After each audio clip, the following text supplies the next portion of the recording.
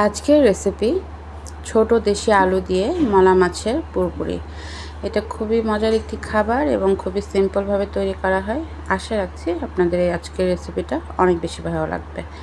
তো চলুন শুরু করছি আজকের রেসিপি, মলা মাছ দেশি আলু দিয়ে পুরপুরি। তো প্রথমেই আমি ফ্রাই প্যানে নিয়ে নিব হচ্ছে তেল।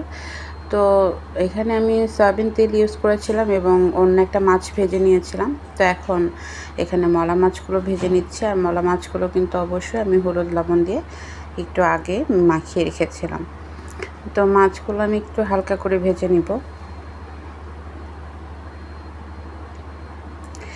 দেশি ছোট আলু দিয়ে রান্না করা যে কোনো খাবারই খুব মজার হয়। আর এই পুরপুরিটা কিন্তু খুবই মজার। এটা আপনারা শুধু যে মলা মাছ দিয়েই করতে পারবেন বিষয়টা এমন না, যে কোনো ধরনের ছোট মাছ, ছোট চিংড়ি মাছ সেটা দিয়েও করতে পারেন এবং খুবই মজার হয় খেতে। তো আমি মাছগুলো জাস্ট একটু হালকা করে ভেজে নিয়ে তারপর তেল থেকে উঠিয়ে নিচ্ছি। আমার মাছ ভাজা হয়ে গেছে। খুব বেশি কড়া করার দরকার নেই, মোটামুটি একটু হালকা লালচে হয়ে আসলেই হবে। তো তেল থেকে উঠিয়ে নিচ্ছি আমি মলা মাছগুলো।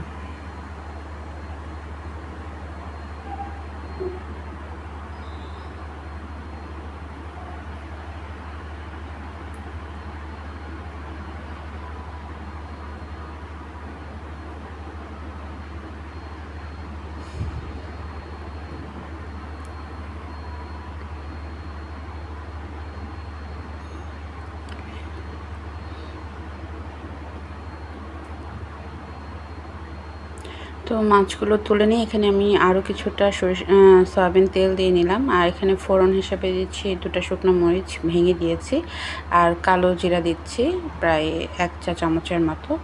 আর এখানে রেখেছি কিছু রসুন কুচি। আর আলু পুরপুরিতে রসুনটা একটু বেশি দিলে ভালো হয়। তো এখানে আমি মোটামুটি 3 চামচের মতো হবে, 4 চামচের মতো হবে রসুন কুচি দিয়েছি। আপনারা চাইলে এটা কালো যে জিরা আছে সেটা দিয়েও করতে পারেন, আবার জিরা ফোড়ন দিয়েও করতে পারেন, তবে কালো জিরা দিয়েও কিন্তু খুব ভালো লাগে। আর এখানে আমি দিয়ে দিলাম আমার গাছের কয়েকটা কালো কাঁচামরিচ। এখন দিয়ে দিচ্ছি পেঁয়াজ।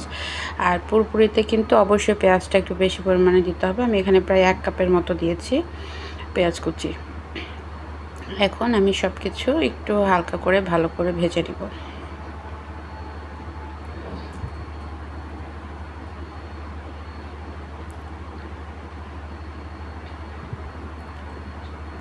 দেশি ছোট আলু দিয়ে রান্না করা যে কোনো খাবারই কিন্তু খুবই মজার হয়, কারণ আলুর টেস্টটা অনেক বেশি ভালো থাকে। আর এখানে আলুটা আমি আগেই ছোট ছোট করে কেটে নিয়েছি, লম্বা করে। দেখতেই পাচ্ছেন কিভাবে কেটেছি। আলুগুলো কেটে আমি ভালো করে ধুয়ে জল ঝরিয়ে রেখেছিলাম, সেটা এখন পেঁয়াজের সঙ্গে দিয়ে দিলাম। একটু ভালো করে এখন ভেজে নেব।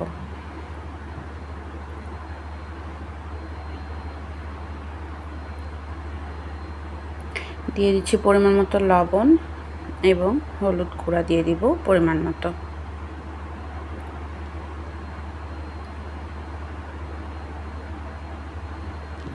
এখন একটু নাড়াচাড়া করে সব কিছুর সঙ্গে হলুদ এবং লবণটা মিশিয়ে নিচ্ছি।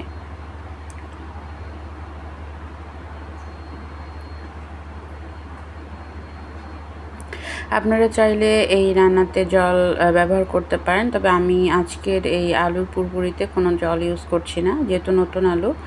এটা এমনিতেই যে মানে জল হালকা বের হবে সেটা দিয়েই আসলে এটা সিদ্ধ হয়ে যাবে, আলাদা করে জল দেওয়ার প্রয়োজন নেই। তবে কেউ চাইলে আপনারা জল দিতে পারেন, সেক্ষেত্রে টেস্টের একটু কমতি তো হবেই। মানে জল দিলে এক ধরনের স্বাদ আসবে, আর জল ছাড়া যখন আপনি তরকারিটা রান্না করবেন সেটা স্বাদ একটু অন্যরকম ভালো হবে। আর এখানে দিয়ে দিচ্ছি 2টা টমেটো কেটে দিয়েছি। তো সেটা আমি ভালো করে মিশিয়ে নিচ্ছি আলুর সাথে।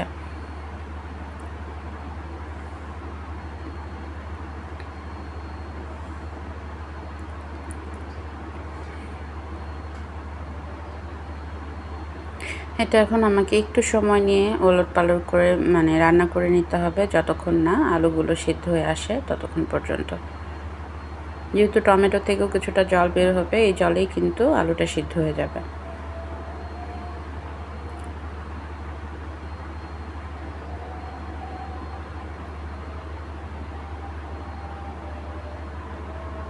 এই পর্যায়ে দিয়ে দিচ্ছি প্রায় 1 চা চামচের মতো মরিচ গুঁড়া, 1 চা চামচ জিরা গুঁড়া।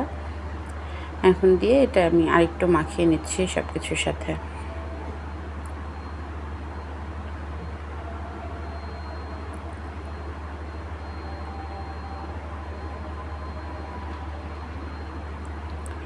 এই পর্যায়ে আলুগুলো প্রায় সিদ্ধ হয়ে আসছে, তখন আমি যে মলা মাছগুলো ভেজে রেখেছিলাম সেগুলো দিয়ে দিচ্ছি আলুর মধ্যে। এখন আলুর সাথে আমি মাছগুলো একটু মাখা করে নিচ্ছি। এই রেসিপিটা খুবই সিম্পল এবং খুব বেশি যে সময় লাগে তা না, কিন্তু খেতে খুবই মজার হয় গরম ভাতের সাথে। আশা রেখে আপনাদের ভালো লাগবে এবং আপনারা চাইলে এভাবে একটু ট্রাই করে দেখতে পারেন।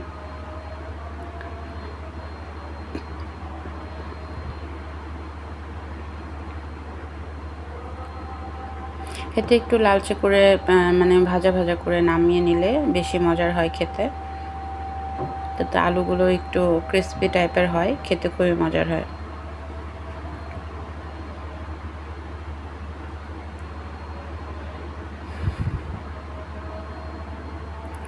তো দেখতেই পাচ্ছেন আমার তরকারি একদমই গামাখা হয়ে আসছে, মানে ভাজা হয়ে গেছে। এটাই লাস্ট ফিনিশিং ছিল আমার আজকের দেশি আলুর মলা মাছ দিয়ে পুরপুরি।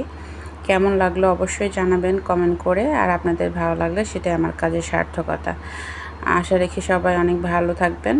আপনাদের জন্য অনেক শুভকামনা।